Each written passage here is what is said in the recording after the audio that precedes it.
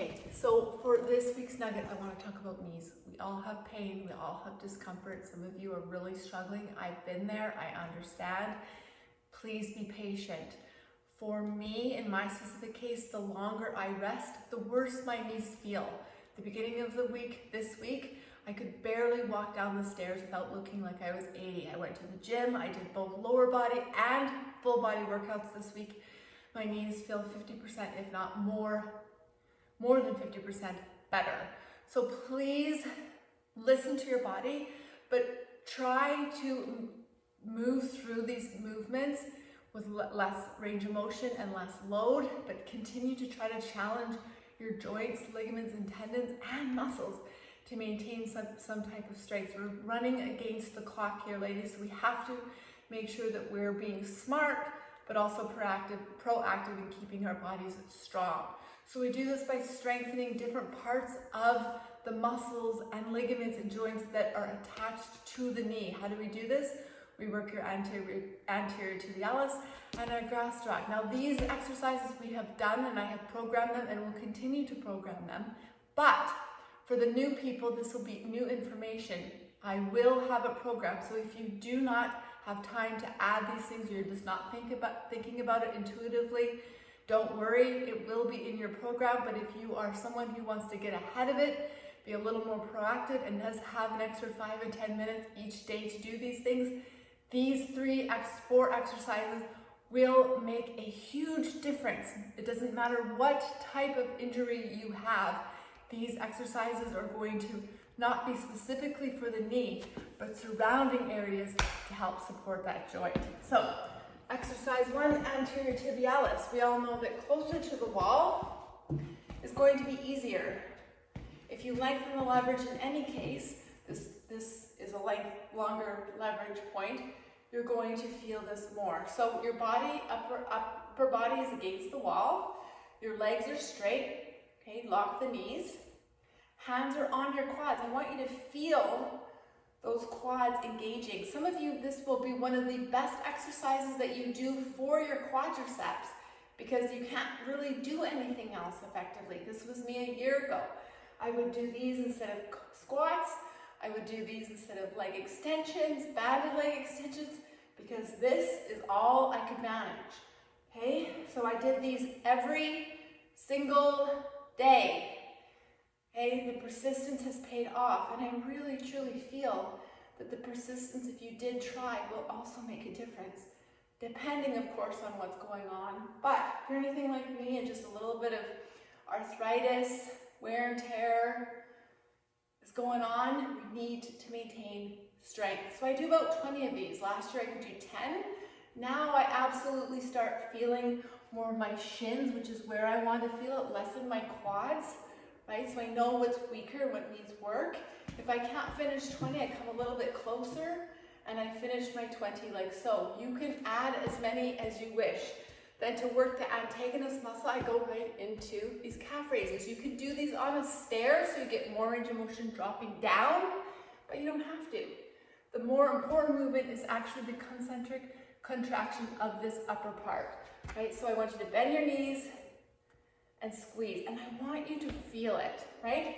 So the first one I felt nothing. I really need to actually squeeze and make a huge effort, okay, to feel this muscle working. You might feel a small cramp, rehydrate. Your muscles won't work for you if you're hydrated. So you shouldn't feel cramping. If you are, maybe eat a banana and get some more water in you. So I like to do about 5 to 8 of these. They're hard. It takes a lot of effort. Come up to the top, squeeze as hard as you can. You'll feel it up here, okay? So that I would actually recommend you not doing the stairs because I think a lot of you will focus more on that eccentric stretch.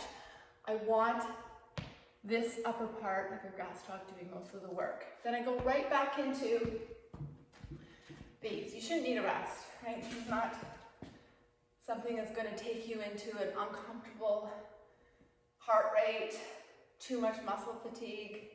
I like to put my hands on my quads. Obviously, once you go back to doing the second round, you'll feel more of an intensity. That's why I think rest intervals should be very small with these. Keep your phones away. I like to do 3 because, as you know, 3 sets to me is, even 4 sets, but we'll do 3, really gets the muscles to specific thresholds. So back and forth, those 2 movements, every other day, every day. This could be your early morning 5-minute routine to just get the blood flow going. Good way to start the day. So the second one, I've got anchored on something. You can use your squat rack. Here I obviously have to be a little bit creative. I've got this small red band attached to my ankle. I have it locked and I can feel the tension already. I want to keep this band low on that ankle. And then I'm just going to lean forward into it and then come up. Notice how the knee is going over the toe. This could cause some discomfort for some of you. If it does, then you can scoot the foot more in front to protect the knee, but ideally we do want that knee to be forced over the knee, the knee to be forced over the toe in a nice straight plane, right? So this quad is also doing work, but I really want you to try to get the ankle pulling through. Now obviously a harder surface instead of this mat would be better, okay?